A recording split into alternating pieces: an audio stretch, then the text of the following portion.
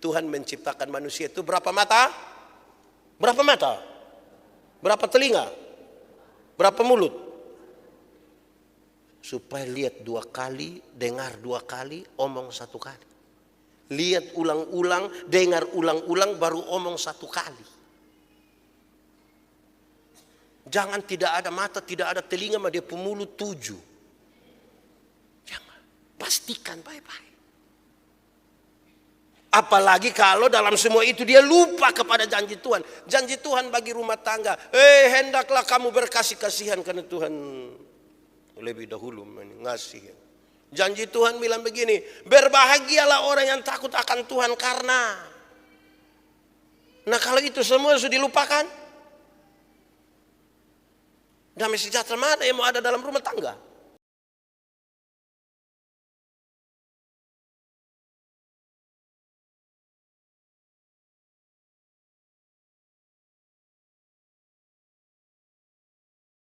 Bapak Ibu saudara-saudara, mari kita berdoa untuk pemberitaan firman Tuhan.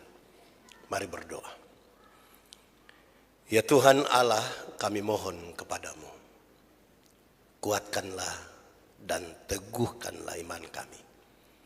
Supaya waktu di mana kami belajar firman Tuhan, biarlah ini menjadi waktu paling baik bagi kami. Tuhan jauhkan semua penggoda pencobaan. Baik di dalam kami, baik di sekitar kami. Supaya dalam damai-Mu kami belajar firman Tuhan. Berkati hamba-Mu yang akan menyampaikan firman dan berkati semua orang yang memberi hidupnya untuk pemberitaan firman hari ini. Kami rindu pada firman-Mu. Berfirmanlah bagi kami Tuhan, di dalam nama Yesus firman yang hidup itu kami berdoa. Amin. Bapak Ibu saudara-saudara, di minggu hari ini di ibadah Paskah, tema kita adalah damai sejahtera Kristus di tengah keluarga. Pembacaannya itu ada 2 bagian.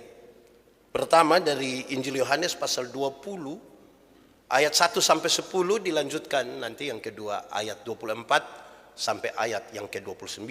Injil Yohanes pasal 20 ayat 1 sampai 10, dilanjutkan ayat 24 sampai 29. Sejemput jemaat berdiri. Kebangkitan Yesus pada hari pertama minggu itu, pagi-pagi benar, ketika hari masih gelap, pergilah Maria Magdalena ke kubur itu dan ia melihat bahwa batu telah diambil dari kubur. Ia berlari-lari mendapatkan Simon Petrus dan murid yang lain yang dikasihi Yesus dan berkata kepada mereka, Tuhan telah diambil orang dari kuburnya dan kami tidak tahu di mana ia diletakkan. Maka berangkatlah Petrus dan murid yang lain itu ke kubur. Keduanya berlari bersama-sama, tetapi murid yang lain itu berlari lebih cepat daripada Petrus, sehingga lebih dahulu sampai di kubur. Ia menjenguk ke dalam dan melihat kain kapan terletak di tanah, akan tetapi ia tidak masuk ke dalam. Maka datanglah Simon Petrus juga menyusul dia dan masuk ke dalam kubur itu. Ia melihat kain kapan terletak di tanah, sedang kain peluh yang tadinya ada di kepala Yesus tidak terletak dekat kain kapan itu, tetapi agak di samping di tempat yang lain dan sudah tergulung. Maka masuklah juga murid yang lain yang lebih dahulu sampai ke kubur itu dan ia melihatnya dan percaya. Sebab selama itu mereka belum mengerti isi kitab suci yang mengatakan bahwa ia harus bangkit dari antara orang mati. Lalu pulanglah kedua murid itu ke rumah. Ayat yang ke-24. Yesus menampakkan diri kepada Thomas. Tetapi Thomas, seorang dari ke-12 murid itu, yang disebut Didimus, tidak ada bersama-sama mereka ketika Yesus datang ke situ. Maka kata murid-murid yang lain itu kepadanya, kami telah melihat Tuhan. Tetapi Thomas berkata kepada mereka, sebelum aku melihat bekas paku pada tangannya, dan sebelum aku mencucukkan jariku ke dalam bekas paku itu, dan mencucukkan tanganku ke dalam lambungnya, sekali-kali aku tidak akan percaya. 8 hari kemudian, murid-murid Yesus berada kembali dalam rumah itu, dan Thomas bersama-sama dengan mereka, sementara pintu-pintu terkunci. Yesus datang dan dia berdiri di tengah-tengah mereka dan berkata, damai sejahtera bagi kamu. Kemudian ia berkata kepada Thomas, taruhlah jarimu di sini dan lihatlah tanganku. Ulurkanlah tanganmu dan cucukkanlah ke dalam lambungku, dan jangan engkau tidak percaya lagi, melainkan percayalah. Thomas menjawab dia, ya Tuhanku dan Allahku. Kata Yesus kepadanya, karena engkau telah melihat aku, maka engkau percaya. Berbahagialah mereka yang tidak melihat namun percaya. Demikian firman Tuhan. Berbahagia setiap orang yang mendengar firman, memelihara dan melakukan dalam hidup setiap hari. Mari silakan duduk semuanya. Bapak, Ibu, saudara-saudara, shalom. Selamat pagi. Bagaimana kabar? Ada baik-baik kok? Tadi malam tidur jam berapa? Ada yang tidak sempat tidur kok? Aman toh? Mantap. Saudara-saudara, hari ini tema kita adalah damai sejahtera Kristus dalam keluarga. Diharapkan setelah mendengarkan pemberitaan firman Tuhan hari ini, benar-benar damai sejahtera Kristus itu ada di tengah-tengah keluarga. Bahwa kebangkitan Kristus itu betul-betul nyata dan nampak di tengah-tengah keluarga kita. Keluarga menjadi fokus sekarang. Kenapa? Karena banyak keluarga sementara tidak aman. Banyak keluarga sekedar karena mereka pernah menikah dan tinggal bersama-sama. Relasi bermasalah. Suami istri, orang tua anak, kakak adik, ipar-ipar, mama mantu, bapak mantu. Itu masih yang inti-inti ini, belum yang cadangan-cadangan. Itu tambah masalah. Saudara-saudara, karena itu maka yang paling pertama saya mau ajak kita untuk memahami, kalau tema kita bilang damai sejahtera di tengah-tengah keluarga, maka apa arti damai sejahtera? Apa itu damai sejahtera? Damai sejahtera ialah segala sesuatu yang mendatangkan kebaikan bagi umat manusia. Itu namanya damai sejahtera. Segala sesuatu yang mendatangkan kebaikan bagi umat manusia, itu namanya damai sejahtera. Yang menarik adalah untuk mendatangkan kebaikan itu tidak semua enak, tidak semua baik. Kalau kita sakit, obat itu kan tidak semua manis toh. Ada obat yang pahit, bahkan pahit sekali. Untuk kesembuhan kadang-kadang kita harus disuntik. Ada orang badan besar, bagus-bagus, takut itu jarum kecil itu. Tapi apa? Untuk penyembuhan. Untuk mendatangkan kebaikan. Dalam rumah tangga itu seringkali orang tua mesti marah anak-anak. Marah. Walaupun anak-anak tidak suka. Tapi orang tua marah. Untuk apa? Untuk mendatangkan kebaikan. Kadang-kadang ada suami mesti marah dia pu istri. Pernah aku tidak? Kenapa dia? Pernah. Untuk mendatangkan kebaikan. Kadang-kadang ada istri marah suami. Terus-terus. Untuk apa? Mendatangkan kebaikan. Papa, stop. Kok hanya stop? Untuk mendatangkan kebaikan toh. Kadang-kadang orang tua tuh kena marah dari dia puan anak. Saya suka bilang kan anak-anak tuh marah dia bisa banting pintu. Tidak mau makan. Untuk apa? Mendatangkan kebaikan. Nah, saudara. Karena itu saudara-saudara, menjadi penting bagi kita. Kedua, kalau pengertian damai sejahtera macam begitu, dia punya dasarnya itu adalah supaya kita menjadi selamat, Tuhan mesti berkorban, mati bagi kita.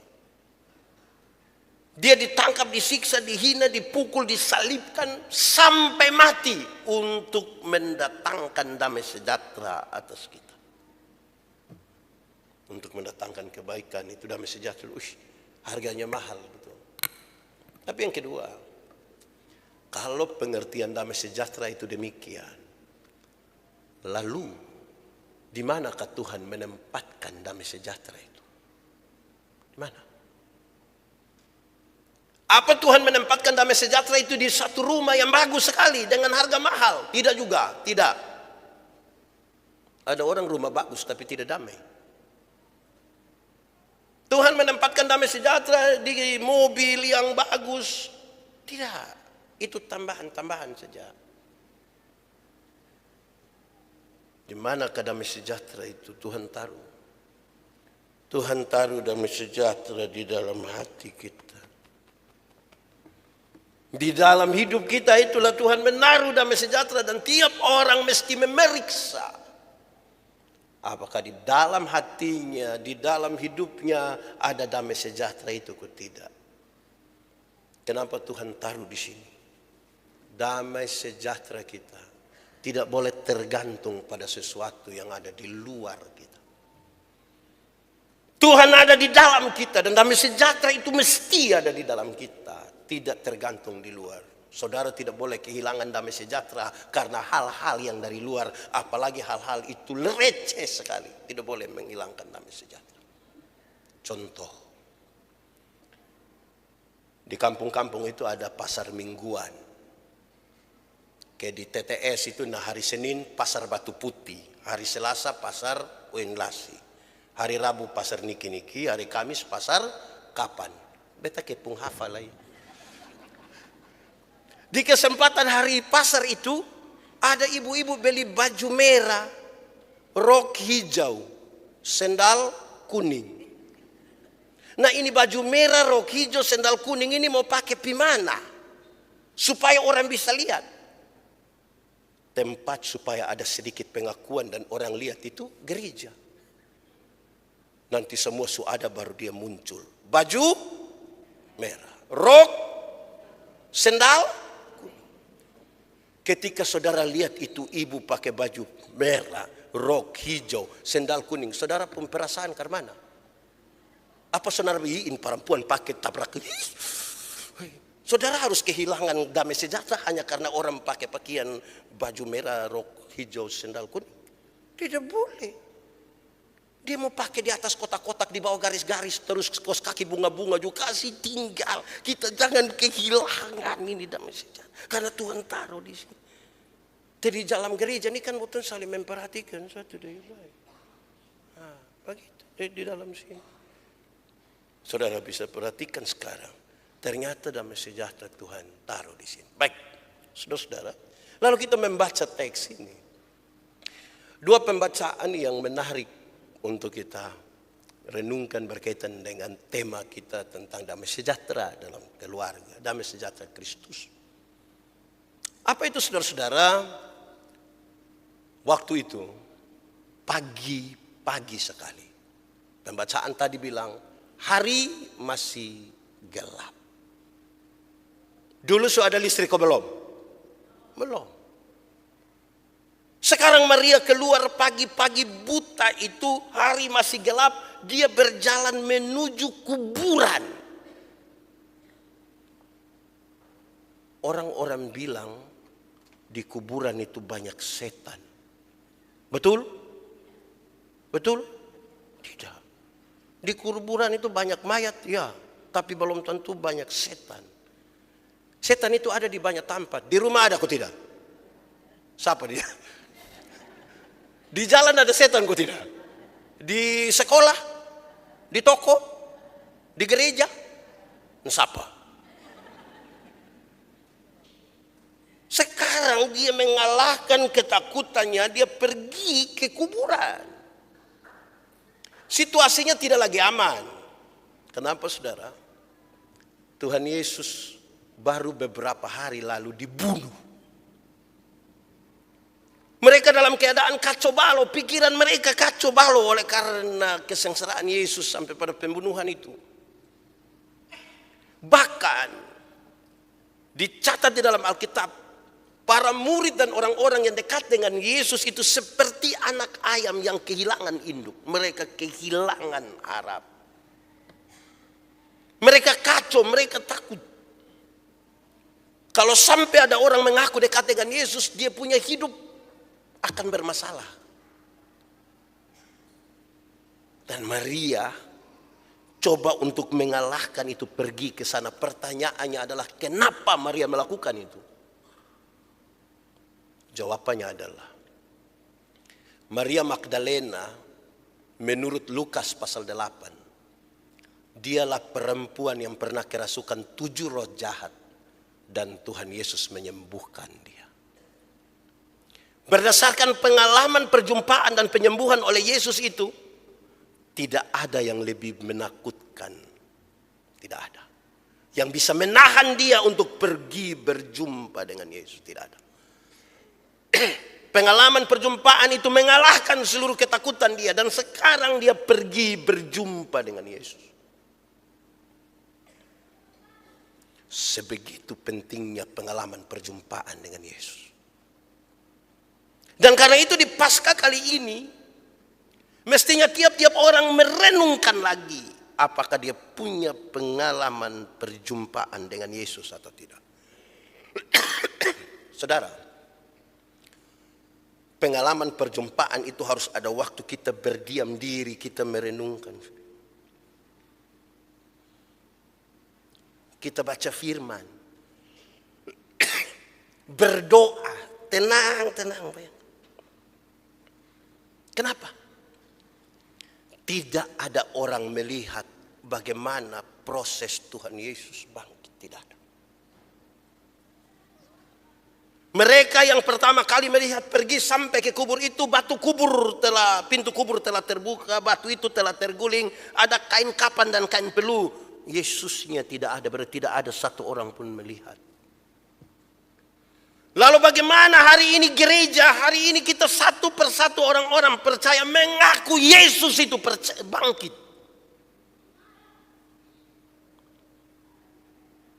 Tidak ada penjelasan yang sangat ilmiah untuk meyakinkan saudara bahwa Yesus memang bangkit hari itu. Lalu di mana kekuatannya? Kekuatannya ada pada berdiam diri dan merenungkan baik-baik. Untuk meyakinkan bahwa memang Yesus bangkit. Pak Pendeta, tambah sedikit. Dia pun tambah itu, saudara lihat. Mereka belum mengerti Alkitab mau. Isinya tentang kebangkitan, bahwa anak manusia itu akan menderita, mati, tapi akan dibangkitkan. Nanti waktu berdiam diri dulu baru mereka merenungkan satu persatu. Oh, dia pernah bilang dia akan menderita. Dia omong 4 kali, tapi akan bangkit. Setelah mereka duduk hitung semua, betul, apalagi ketika dia datang dan berjumpa dengan mereka. Pengakuan itu, ya, Yesus bangkit.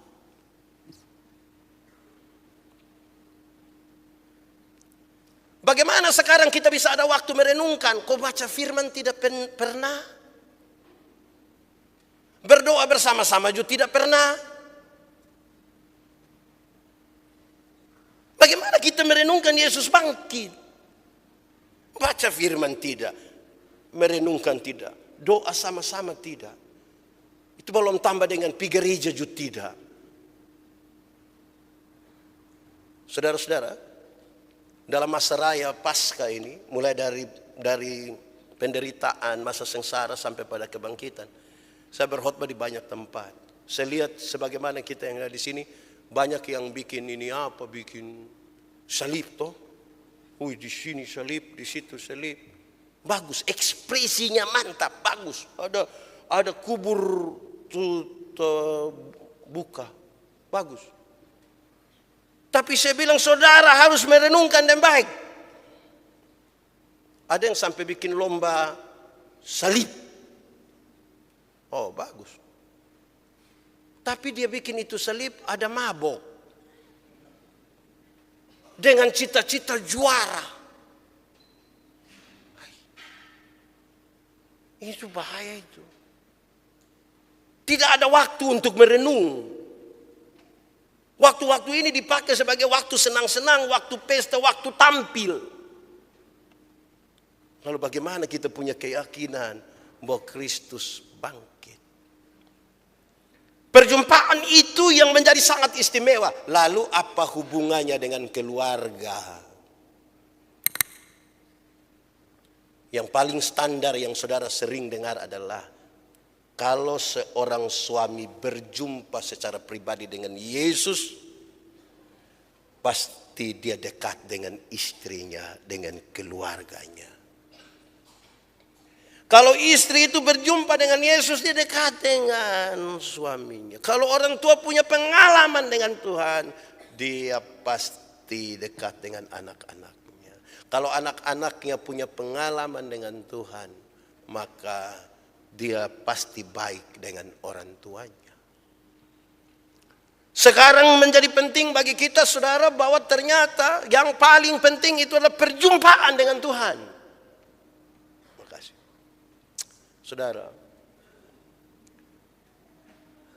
Saudara menikah, kita ini menikah. Banyak yang menikah itu, kan ini bukan zaman dulu toh, kalau ada jodoh-jodoh itu zaman Datu Meringgi dulu tuh. Sekarang ini kan orang basuka, nanti dong kenal dulu di Instagram, as itu mulai membangun apa sampai menikah. Kita tanya, cinta dia? Iya. Yang suami cinta istri? Iya. Yang istri cinta suami? Iya. Coba tunjukkan bagaimana yang kau mencintai. Pak, karena beta mencintai, beta urus dia, beta kasih perhatian dia. Beta cemburu kalau dia omong pelan-pelan, deh orang lain bilang, halo. Beta cemburu. Itu bukti. Oke. Kalau memang engkau mencintai, kamu dua saling mencintai, kenapa Alkitab tidak menyatakan bahwa suami istri punya rasa cinta itu yang dijadikan dasar dalam rumah tangga? Kenapa bukan itu yang jadi dasar? Yang menjadi dasar dalam rumah tangga adalah kasih Kristus. Karena di dalam kasih Kristus itu ada penerimaan. Kan kita ini tidak sempurna. Coba siapa yang sempurna coba? Tidak sempurna. Kita bukan nikah dia pun baik, atau kita menikah juga dan dia pun tidak baik. Saya tanya pasangan-pasangan nikah, saya bilang, suka ini perempuan? Iya. Suka dia pun apa? Dia pun hati. Oh dia pun kaki tidak? Suka juga Bapak. Oh saya kira hanya suka hati. Engkau suka bagian mana? Ujung kaki sampai ujung kepala. Mantap. Tapi engkau harus ingat, dari ujung kaki sampai ujung kepala itu ada dalam perut itu ada tai. Kotor. Bagaimana kita akan menerima yang baik saja, yang tidak baik kita tidak terima. Tanpa penerimaan tidak bisa kasih Kristus harus menjadi dasar. Karena kita akan menemukan pasangan pun kekurangan.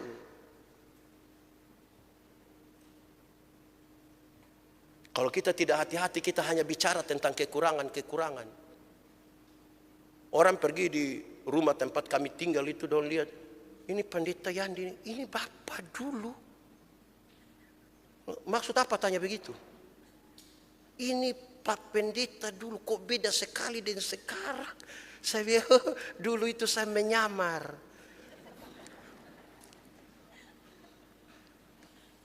Saudara, setiap pasangan anggota dalam rumah itu ada kekurangan.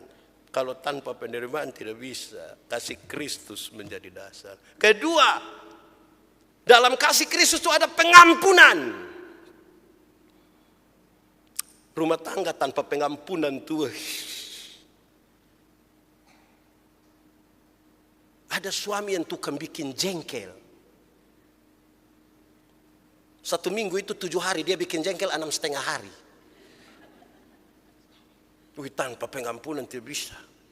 Ada istri yang tukang bikin jengkel. Bahkan bilang, sayang data sini, sabar teh masih jawab orang pe WA di grup. Itu grup sudah lebih penting lah dari ini grup keluarga itu. Jengkel. Ada anak-anak tukang bikin jengkel.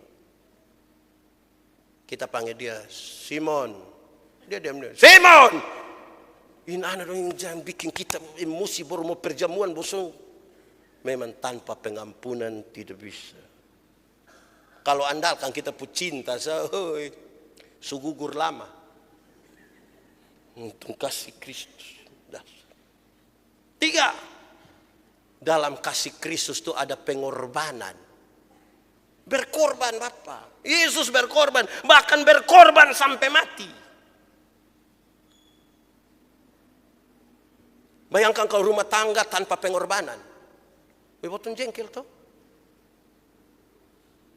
Ini suami dong, ini biar dong pembadan bagus-bagus, dong gym, dong mantap. Pulang sebentar dari sini mau nonton, dia bilang, sayang, tolong ambil remote doh. Di mana? Ini setengah meter. Itu kalau tanpa pengorbanan kita bilang, belum tangan supata. Kan akhirnya emosi toh. Kasih Kristus yang bikin. Nah sekarang bagaimana kasih Kristus menjadi dasar kalau kita tidak berjumpa dengan dia. Supaya kemudian mendasarkan dia dalam kehidupan rumah tangga kita. Karena hidup akan terus. Pengalaman perjumpaan. Karena itu saudara-saudara, lihat kok ajak suami dong ikut paduan suara kok pakai baju putih begitu. Suruh istri kan biasa kita kan cuma menyanyi sendiri di rumah toh. Kayak mau mandi pagi, itu ikut menyanyi. Supaya dalam dia pun pelayanan itu dia, oh betul Kristus. Supaya itu. Kedua, Maria sesampai duluan. Batu kubur sudah terguling, pintu itu sudah terbuka. Tapi Yesus tidak ada. Dia balik pulang begini, dia kasih tahu, mayat Tuhan sudah diambil orang dan kita tidak tahu Tuhan diletakkan di mana. Saudara, dia betul overprotective terhadap Tuhan Yesus. Dia tidak mau mayat Tuhan Yesus itu kenapa-kenapa lah. Dia kepingin jaga sekali, tapi hari ini dia tidak berdaya karena mayat Yesus itu sudah tidak ada. Dia pergi sampaikan. Saudara, kan saya pernah bilang pertanyaan ini pada saudara, apakah mayat Tuhan Yesus itu hilang, dicuri orang? Apakah memang begitu? Jawabannya tidak. Bahkan tidak sama sekali. Yesus bangkit. Tapi Maria yang tadi sudah punya pengalaman dengan Yesus masih punya pernyataan yang luar biasa ini. Mayat Yesus dicuri. Diambil orang. Kenapa? Jawabannya hanya dua. Satu. Karena dia belum pastikan dia suami. Informasinya itu dia belum konfirmasi sana sini, dia suami kesimpulan. Kedua, ini harusnya yang pertama. Dia lupa pada janji Tuhan. Dia lupa pada janji Tuhan. Kalau dua hal ini terlupakan, lupa pada janji Tuhan, dan sekaligus belum mengkonfirmasi su omong, jadinya orang akan omong sembarang. Kesimpulan menjadi sembarang. Berkali-kali saya bilang kepada jemaat di sini, Tuhan menciptakan manusia itu berapa mata? Berapa mata? Berapa telinga? Berapa mulut? Supaya lihat dua kali, dengar dua kali, omong satu kali. Lihat ulang-ulang, dengar ulang-ulang, baru omong satu kali. Jangan tidak ada mata, tidak ada telinga, mah dia pemulut 7. Pastikan baik-baik. Apalagi kalau dalam semua itu dia lupa kepada janji Tuhan. Janji Tuhan bagi rumah tangga. Hendaklah kamu berkasih-kasihan karena Tuhan lebih dahulu ngasih. Janji Tuhan bilang begini. Berbahagialah orang yang takut akan Tuhan karena. Nah kalau itu semua sudah dilupakan. Damai sejahtera mana yang mau ada dalam rumah tangga?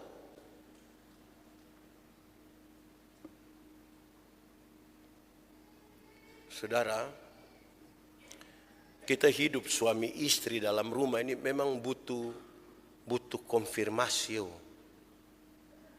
Kalau tidak dapat konfirmasi baik itu tambah marah terus. Pasti marah.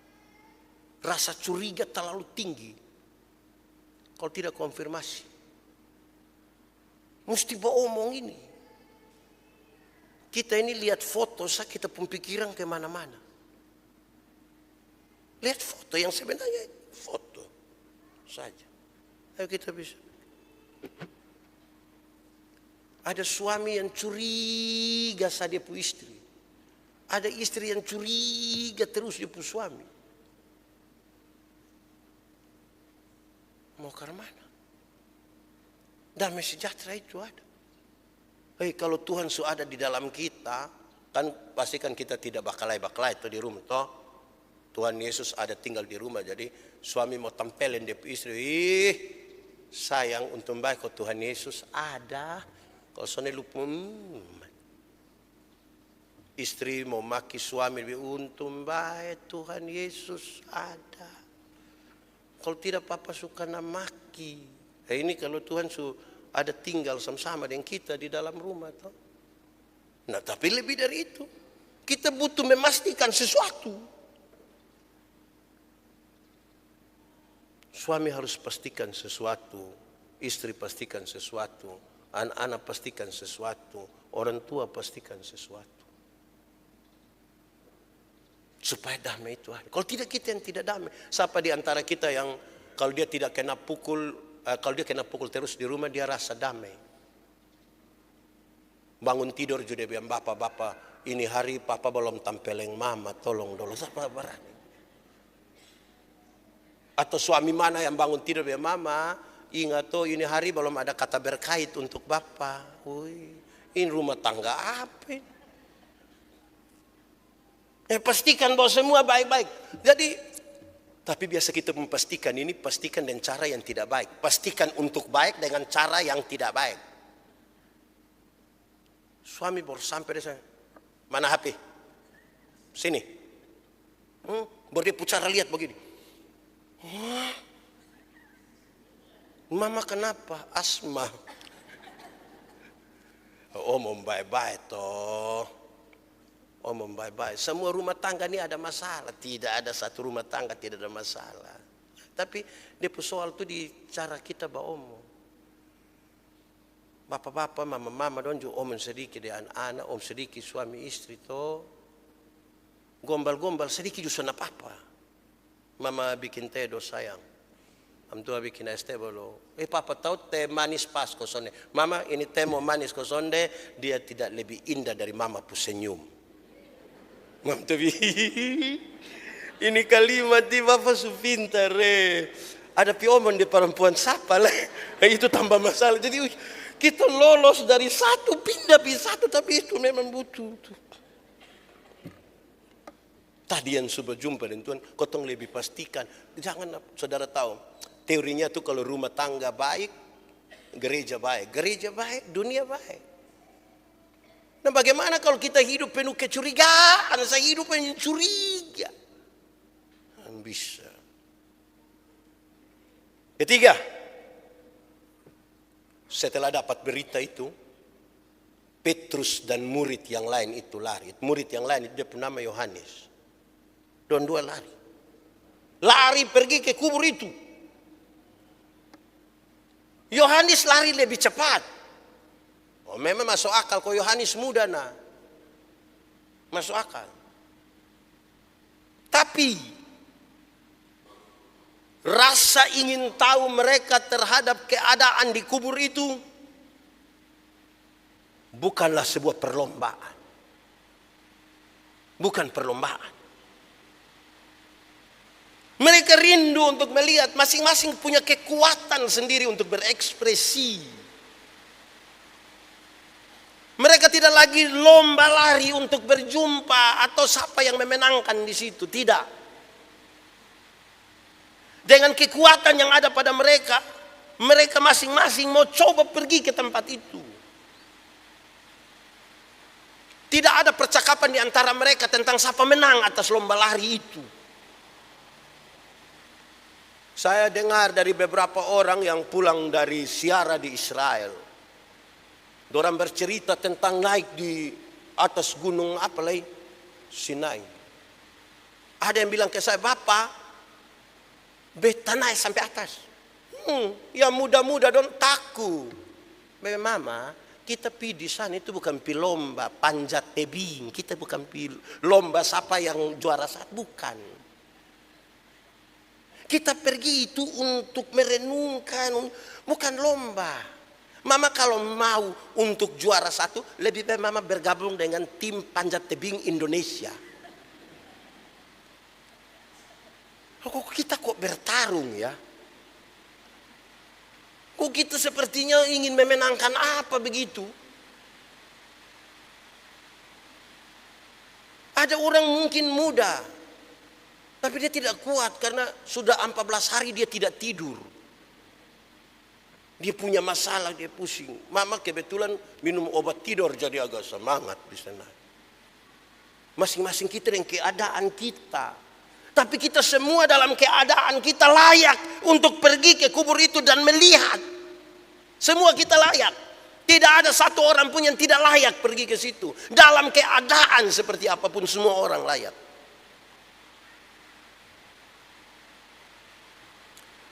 Saudara,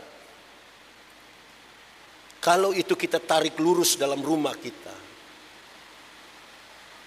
semua orang harus layak. Tidak ada perlombaan dalam rumah.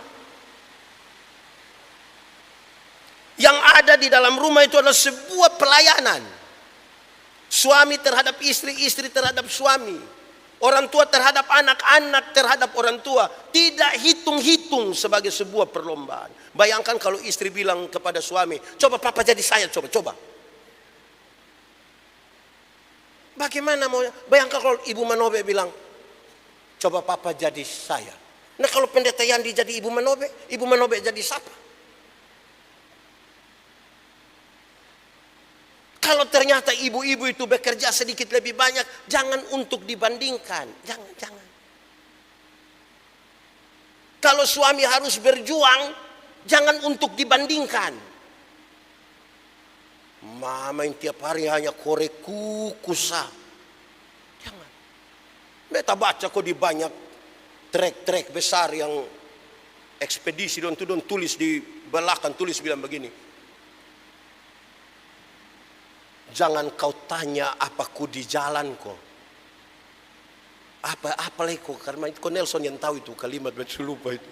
Bilang apa? Makanya bet susah di jalan lu usah tahu. Yang penting lu terima beta pun kehadiran dan senyum. Bukan untuk dibandingkan. Misalnya suami security, terus dia bilang mama coba jadi beta. Yang mantua tiap malam pijaga malam. Kita jaga tuh ada pergumulan. Ada orang pancuri. Musim hujan begini ada lintah. Lintah masuk. Ada nyamuk. Ada banyak hal. Tapi masa kita pergi ketemu istri, mama jadi lintah. Kalau mama lihat lintah. Kan tidak mungkin begitu. Berhenti sudah berlomba. Apalagi bicara tentang pendapatan. Suami ada gaji, istri ada gaji. Terus dong bertaruh, siapa pun lebih besar. Pendapatan hanya begitu gaya. Anak dong bilang, omong apa ini? Ini lu pembapa. Sempurna beli kes kamu apa-apa hanya mama yang kasihanin anak sudah apa racun di sini.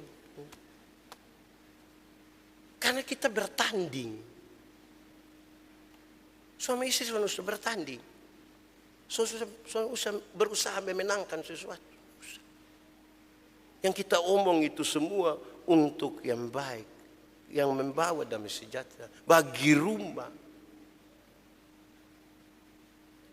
Saudara, memang rumah ini mesti jadi satu perhatian yang serius. Karena kita jarang bersama-sama di rumah. Saya bayangkan, kadang-kadang kita keluar pagi toh, keluar jam 9 pagi, kadang-kadang yang suami belum bangun. Pulang jam 6 sore. Baku dapat siapa di antara kita yang bercerita dari jam 6 sore sampai setengah 3 pagi baru mama tidur sayang. Paling butuh sama-sama itu berapa menit, seberapa jam. Kapan butuh doa sama-sama, kapan butuh menyanyi sama-sama, kapan butuh baca firman sama-sama. Akhirnya pembentukan, anak-anak kan lihat dari botol. Oh, ternyata berumah tangga nih begini. Dorang melanjutkan lagi yang padahal dorang akan hidup lagi di dalam zaman yang di depan kita. Tidak ada pertarungan. Kalau sampai ada perlombaan di rumah, lomba siapa bangun paling pagi, itu ekspresi. Jangan bikin seolah-olah bangun pagi paling pagi itu juara satu, jadiin malam dia sun tidur. Baru dong bangun bilang, hore jam 4. Paling pagi terus dia bilang, papa tidak tidur. Memenang. Itu tinggal 3 hari papa begitu langsung UGD. Hanya karena mau memenangkan pertarungan. Keempat, Thomas. Saudara ini kalau dengar nama Thomas, apa yang ada di otak? Paling pertama apa yang ada di otak? Thomas. Orang yang tidak percaya. Kalau belum melihat. Ya kalau kita bilang, woi ini adik, woi Pak Pendeta beta ini Thomas. Beta Thomas. Kalau belum lihat beta san percaya. Suami bilang, saya terlalu mencintai istri. Pendeta beta ini Thomas. Lama-lama Thomas itu seperti tokoh antagonis betul. Yang teringat, yang terekam di kita punya pikiran itu adalah dia yang tidak percaya kalau belum melihat. Itu yang terekam di sini. Sementara kita lupa sebuah pernyataan Thomas yang luar biasa. Di ayat 28 Thomas mengatakan ini. Thomas menjawab dia, ya Tuhanku dan Allahku. Sebuah pernyataan yang begitu luar biasa dan tidak main-main. Ini pengakuan dari seseorang yang sangat teliti terhadap iman percayanya kepada Tuhan. Dan dia mengatakan, ya Tuhanku dan Allahku. Situasi yang berat itu ditentukan dengan sebuah keyakinan dan pengakuan percaya. Ya Tuhanku dan Allahku. Karena pengakuan itu akan mendorong dia akan menjadi seorang pekabar Injil dimanapun Tuhan akan utus dia pergi ke sana. Tetapi kenapa oleh banyak orang yang terekam adalah ketidakpercayaannya.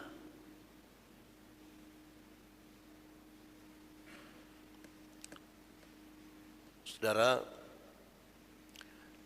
dalam rumah itu memang kalau yang kita rekam itu yang tidak baik, selamanya itu orang tidak baik. Kalau yang kita isi di sini dia pun tidak baik, semua selamanya dia tidak baik. Dari mimbar Agape saya pernah berkhotbah ketika seorang ibu bilang, Pak Pendeta, saya kok susah sekali mengampuni saya suami. Iya memang pasti ibu susah, karena yang ibu ingat itu dia pun tidak baik. Semua yang ibu ingat, nah bagaimana mau mengampuni?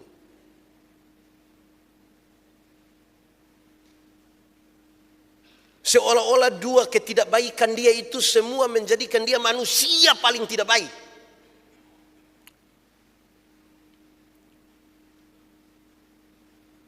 Kalau kita berpikir dia tidak baik,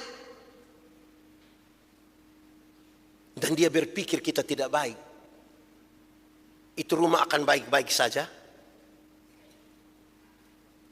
Rekonsiliasi hanya akan terjadi kalau semua pihak merasa ada kesalahan. Kalau saya ketemu Kak Edwin di jalan, boton dua sonde batogor, kami dua tidak bertegur. Terus beta dalam hati bilang, lu siapa? Kak Edwin bilang, kok lu siapa? Menurut saudara kami dua bisa berdamai atau tidak? Tidak.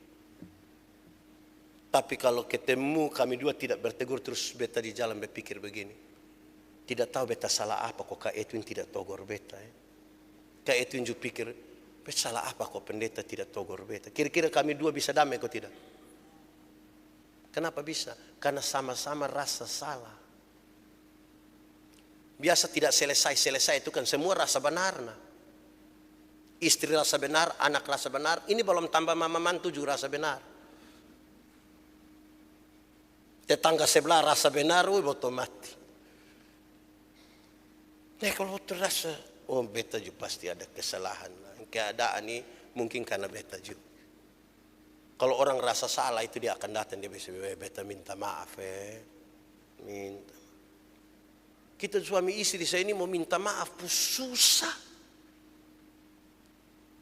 Rasa seperti harga diri kita hilang kalau minta maaf di istri.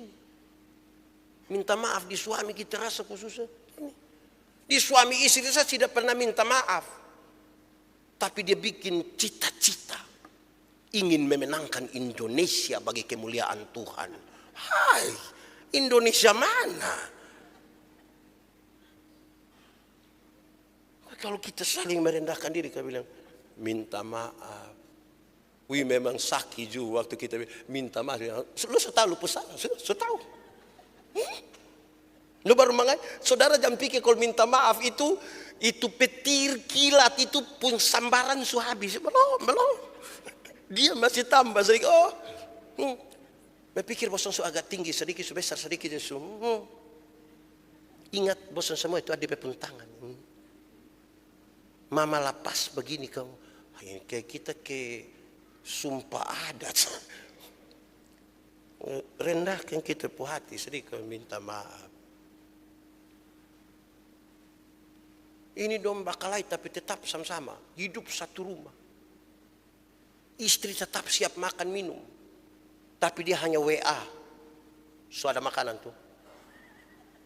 Mbak tua jawab yang, beta mau download. Coba setengah buang gitu HP, kau bilang, masa kau sayang, mantu bilang lama insutelnya di lupung kepala ini. Omong toko minta maaf. Kita ini terlalu jaga kita pu harga diri itu sampai terlalu tinggi. Sampai melebihi Kristus yang ditinggikan. Coba tuh suami istri, papa, mama, dan anak-anak dong. Satu bisa minta maaf dan satu minta maaf. Karena pasti saudara, tidak ada orang yang ditugaskan khusus memuaskan kita pun perasaan.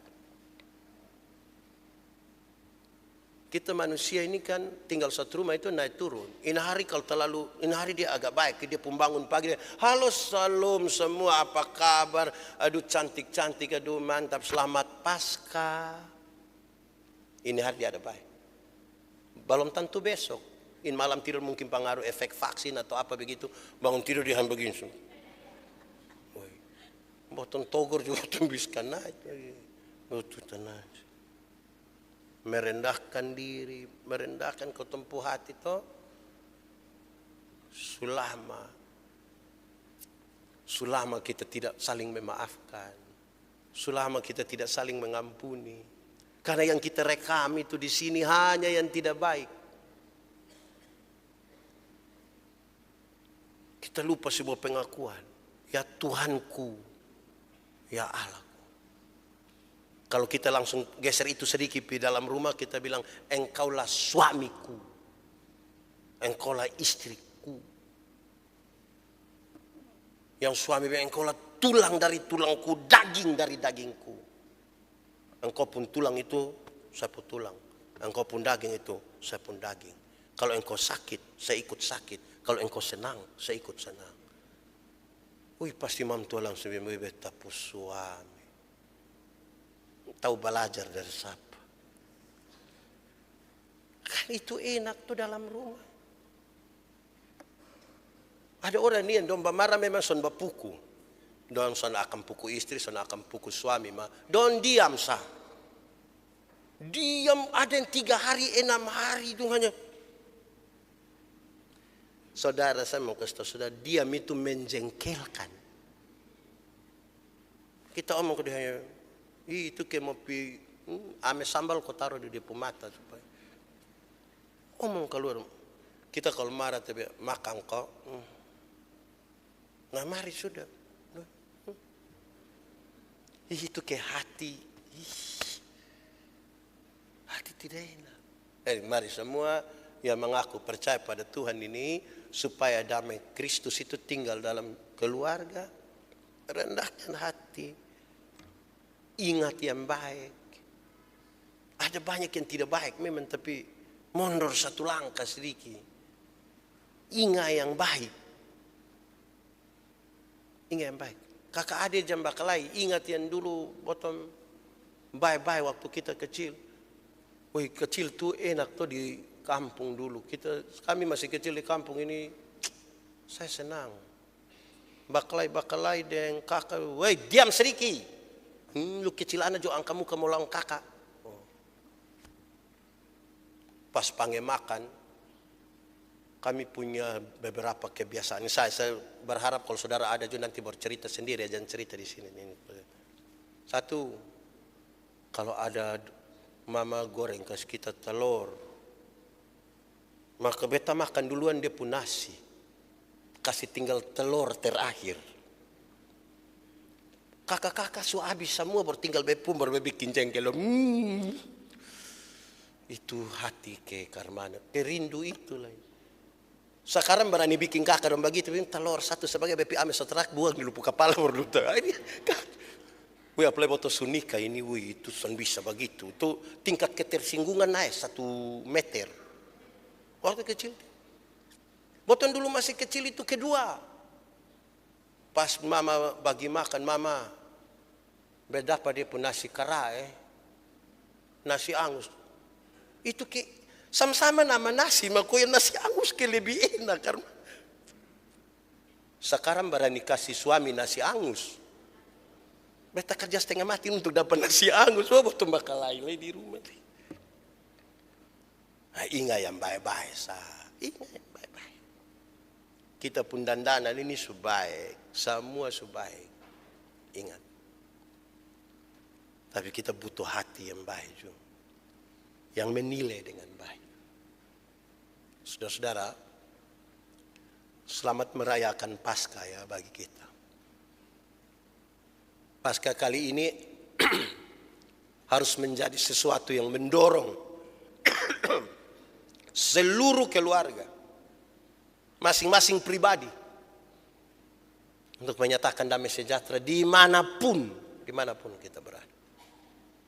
Supaya kehadiran kita sungguh-sungguh akan menjadi berkat di rumah, di gereja, atau dimanapun kita berada.